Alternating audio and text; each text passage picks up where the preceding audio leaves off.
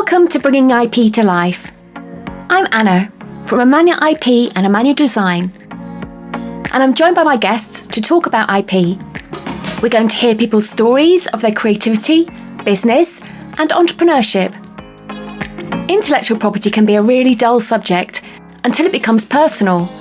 This is aimed to help see the relevance of IP in everyday life. Welcome to the show. So welcome everybody. This is a new show. I'm joined by Nigel Greenwood, and he is going to take us through his journey from a customer service guru to an expert in business building. Is that right, Nigel? Hopefully, yes. I'm not sure I'd be called an expert though. So welcome, Nigel. We're going to do this show in two parts because there's too much to share in one. So we're going to do part one and part two, and you can find it the same links, and you can follow the story. We're going to pause for a second and hear some of the recordings. You can hear a heads up about the show. IP is one of those things that you've really got to think about, not because so much in terms of somebody could steal your ideas, but it's just the problems you can run into in the future. Yeah, that's right. So we've had a couple of occasions where venture capital firms have approached us to invest. Right. We haven't gone ahead with them because of the clash of values, but one of their first questions is about the IP. Of course, yeah. And if we hadn't owned all the IP and we had wanted to go ahead, they wouldn't have gone ahead. For those of you that have tuned in and aren't sure what IP is, it stands for intellectual property. And if you go to show one, where it's called Horror Stories, you can have the IP explained to you in a way that you will understand. So when Nigel talks about IP, that's what he's talking about. He's talking about intellectual property, and it's a huge part of what he's going to share today. So Nigel, you started out as an entrepreneur, but you were helping companies and organizations with their customer journey, and you've ended up completely reinventing yourself in providing business advice and help to help social enterprises, small businesses and startups. Yeah. Do you want to explain to us a little bit about what you're doing now? Yeah, so I think it was more an evolution than a revolution. But what happened was, after a corporate career where I learned how to map customer journeys, I set up Simply Customer in 2013 to do journey mapping for SMEs. And got the business going, getting quite a bit of success. And what I found was that there were quite a few businesses that wanted my help, but couldn't afford to use me. And I couldn't afford to reduce my prices because I was always trading my time for money. So the initial thought was, why don't I produce some software then that does what I do or can produce the results that I produce? That's right. And the initial idea was I could franchise this then. And I tried to train two people before I developed the software and failed miserably. I realised I'm not a trainer at all. So it came down to, okay, I need to develop the software. Now, I've never done it, but how hard can it be? So... Familiar? Yeah. So that was the original plan. And then I met somebody who was asking me what I was looking at doing. And he said, well, rather than develop this software and then recruit or franchise people to use it, can't you just do one that business owners could use for themselves? And I went, I followed Richard Branson's advice, just say yes and then work it out. Work out how afterwards, yes. So I said yes, and I spent 6 months then specking out exactly what I wanted. Yes. And then I started going out to software developers and explaining what I wanted. And I went through 6. Wow. And 5 said, it's not possible to build it. There isn't the tech there at the minute.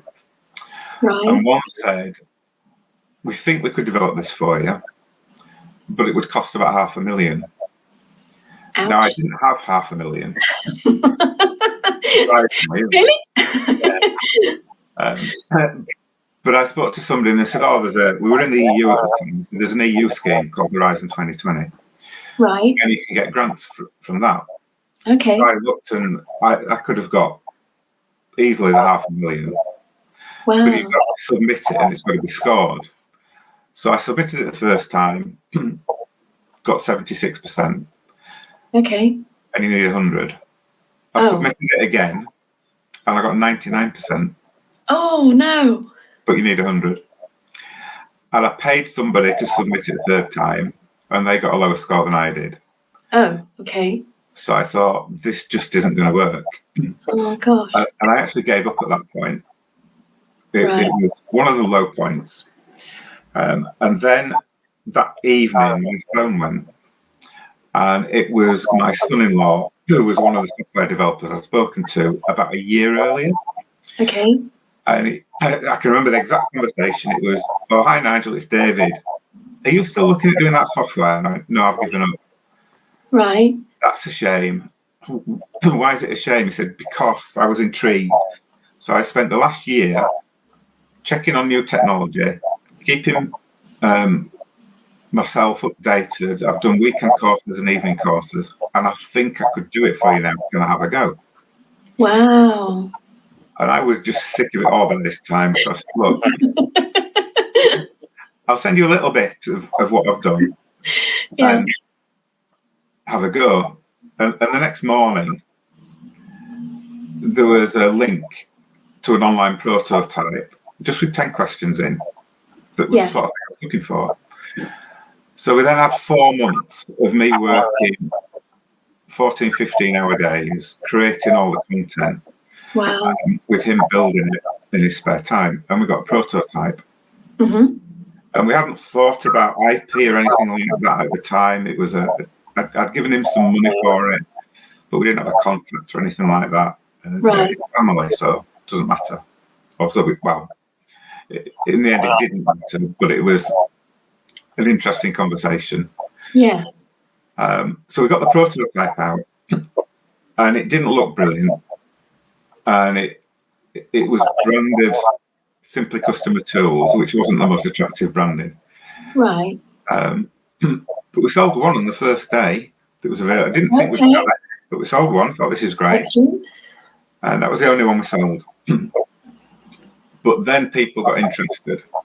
Right. So I got contacted by somebody from Innovate UK who said, "Do you want to do this properly?" Okay. And I said, yes.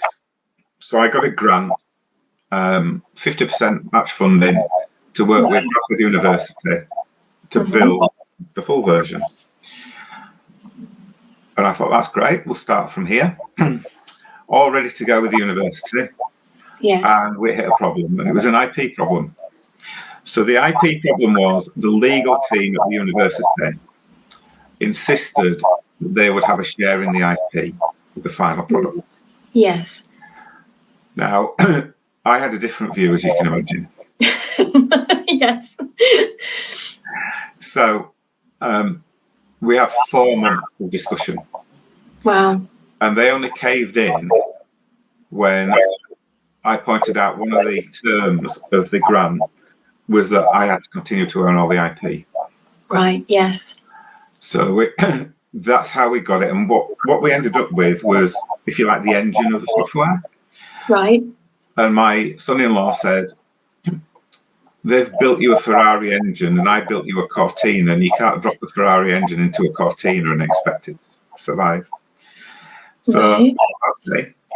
So I continued to work with somebody I'd been introduced to at the university, payment developer, getting everything else done. And then I bumped into an old friend who'd done the branding for my company, Simply Customer, Simon Glenn. And Simon is a brilliant brand guy, and he's also quite direct. And he'd heard what I was doing, and he said, he just called me up and he went, "But I know what you're doing." He said, "What are you doing about branding?" I said, "I haven't even thought about it yet. It was Simply Customer Tools before." "Well, that was absolutely awful, Nigel." He used a different word, but yeah. So I said, well, if you think you can do any better, let's work together. Right. And we literally had a 5-minute call while I was in the car, just talking about the name and batting things. It was probably more than 5 minutes, to be fair. Batting things backwards and forwards. And he was really short. It could do with being alliterative, so it's memorable. And he said, what were you thinking? I said, well, it's business builder, but he said, that's too long. I said, right, well, if we shorten it, and went through a few variations, and he was going, well, what about Bubul? So it's short for business builder, but this is right. I can work with that. So we've got the name. Right. But then we need branding to go around it. Mm-hmm. So Simon created all of that.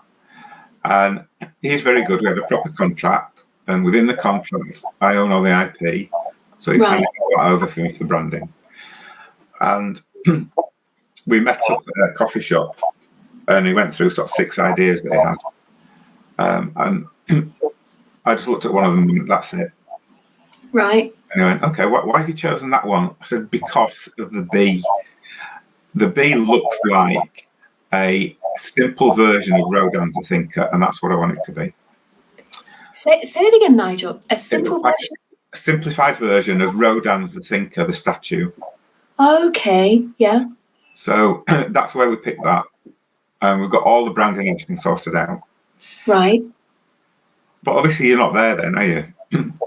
So the next piece was, how can I protect my IP? That's it. Right. So we had an IP lawyer. Right. Fairly expensive, going through everything. And the only thing we could protect was trademarking the name. Right, yes. Because it's software, you can't protect the coding. Right. And then it's, where do you want to protect it? Well, hopefully we're going to be international at some point, but we've just kicked off with the UK and gone with that. And I was very aware of the IP and the trademarking because I'd had a previous issue. So when I was mapping customer journeys, I designed my own version of a journey map. Nobody else was using it. I haven't protected it in any way. Right. And a few years in, I started getting phone calls saying, have you seen what so-and-so is doing?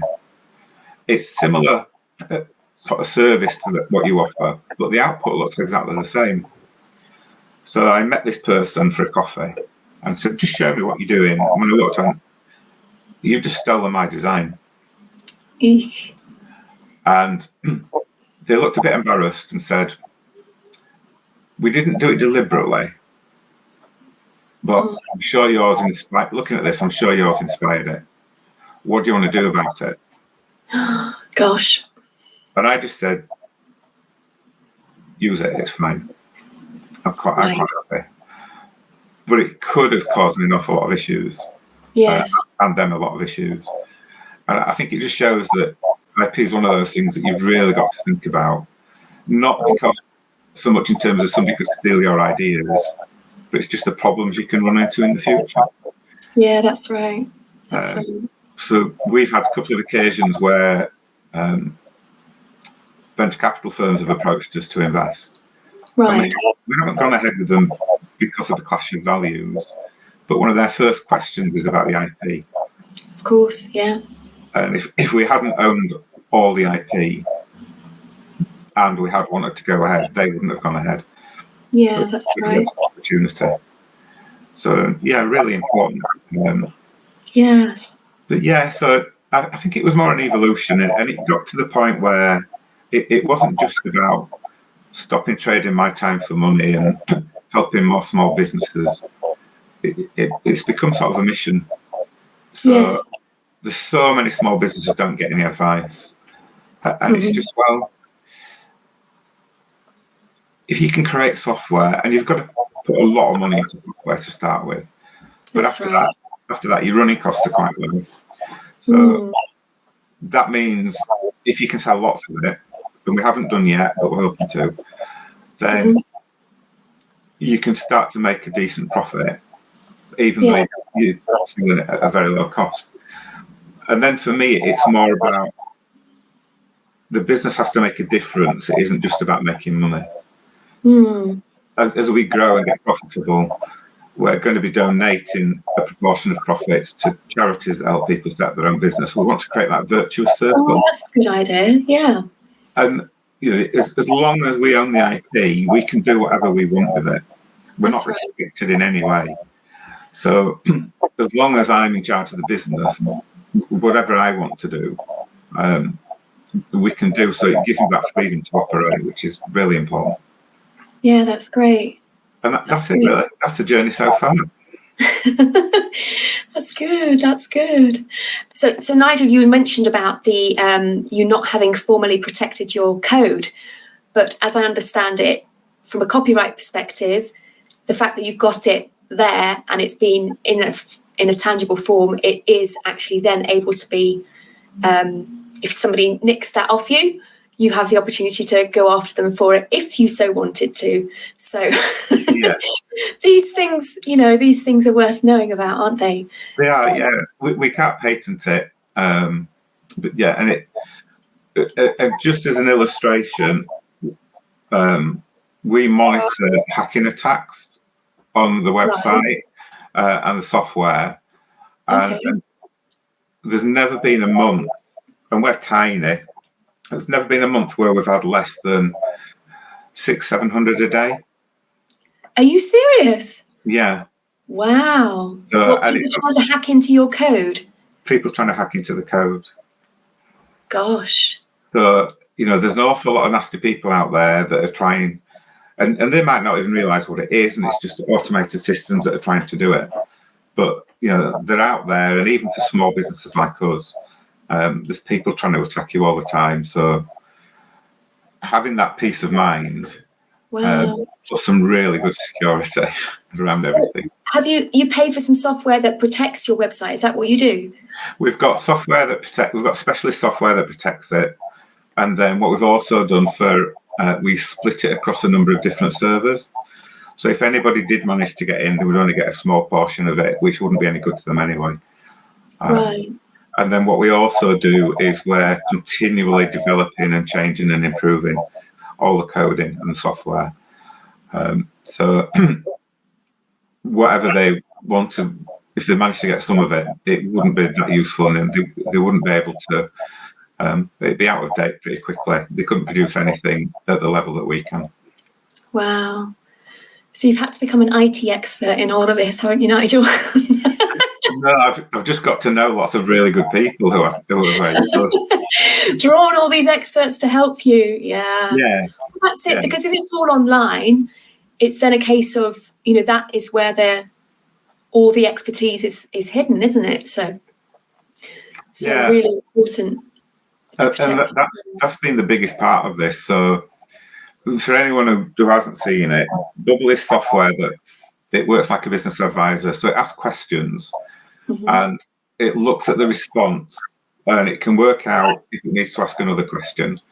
Mm-hmm. And it'll get to the point where it'll go, okay, I can now make a recommendation based on the responses.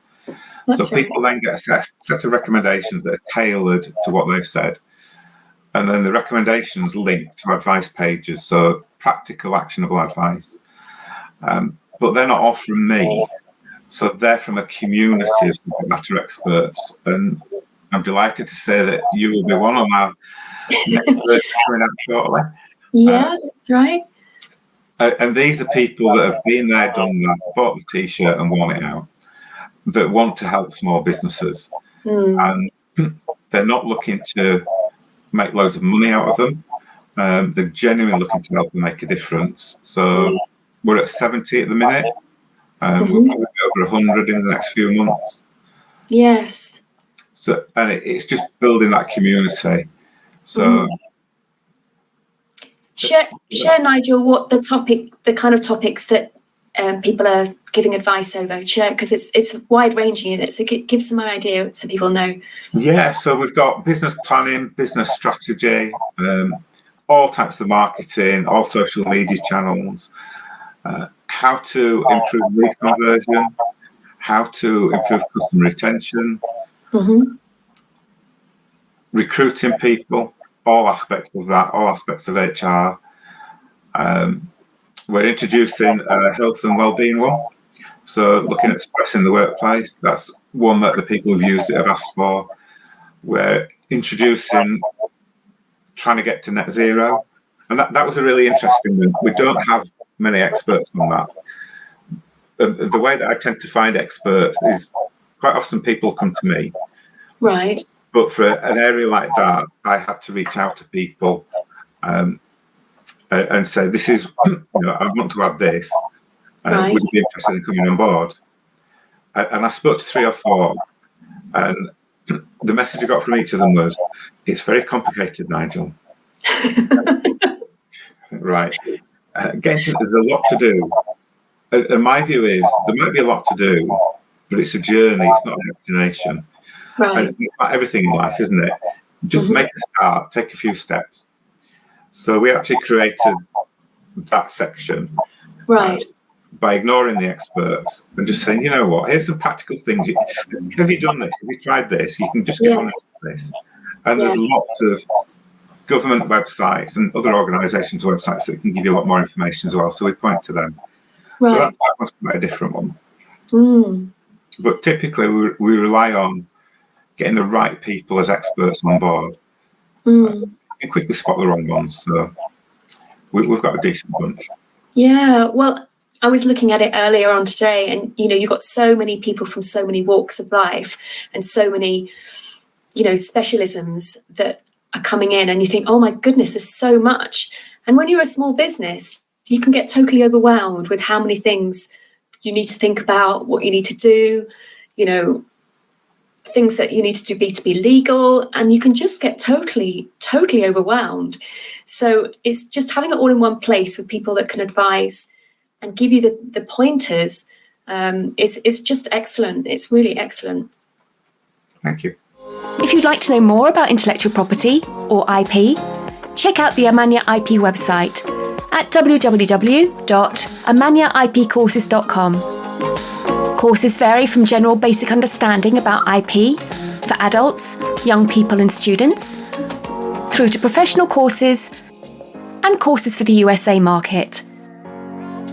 The courses are aimed to help young people, students, designers, artists, business owners and entrepreneurs become IP smart to enable them to protect their dreams.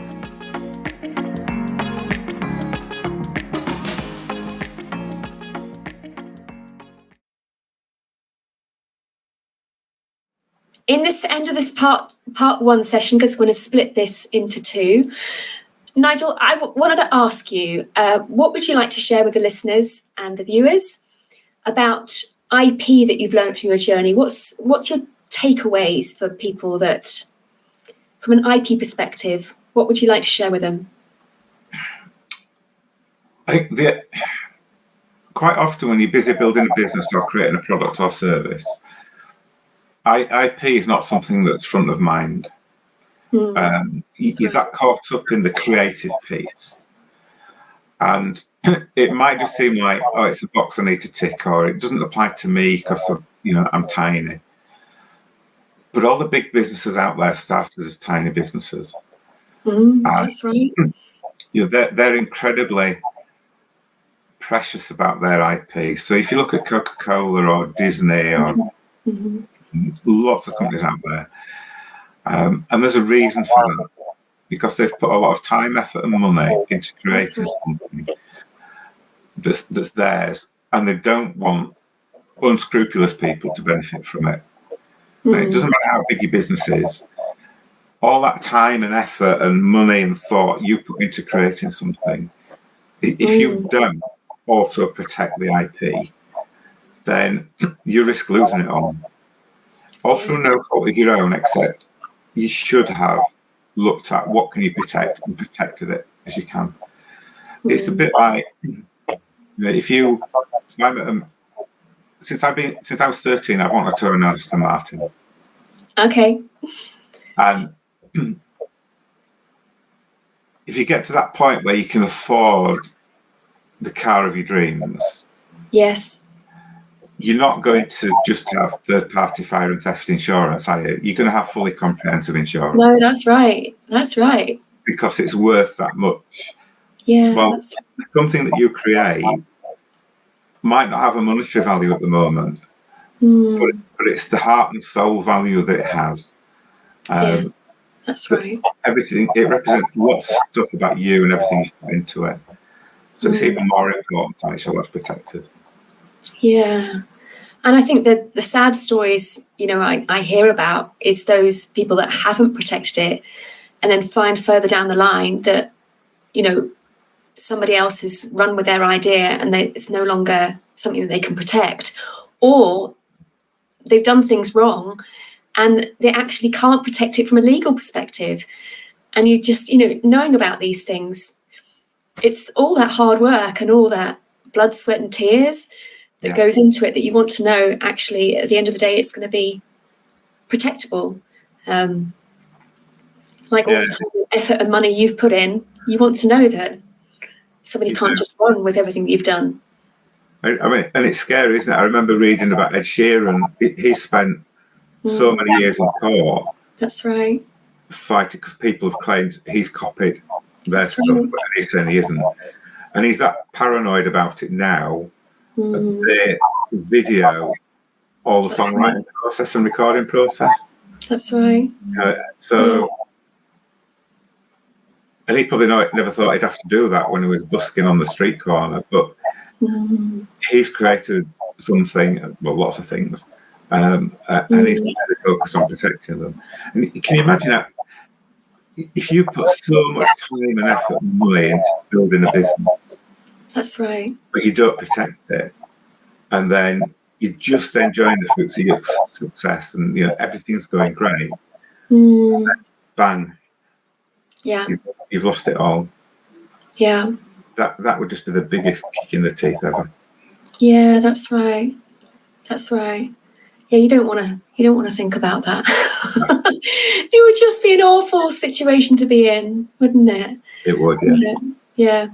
So for those of you that want to come back and hear the second part of Nigel's story, we're going to split this into 2 shows because he's got too many gems to share with us for just one. So please come back and listen to him, and you can follow the story. Thanks for joining us on the show. Like, follow and subscribe to make sure you hear about what's coming up next. You can head over to the website www.amanyaipcourses.com to find out more. See you again soon.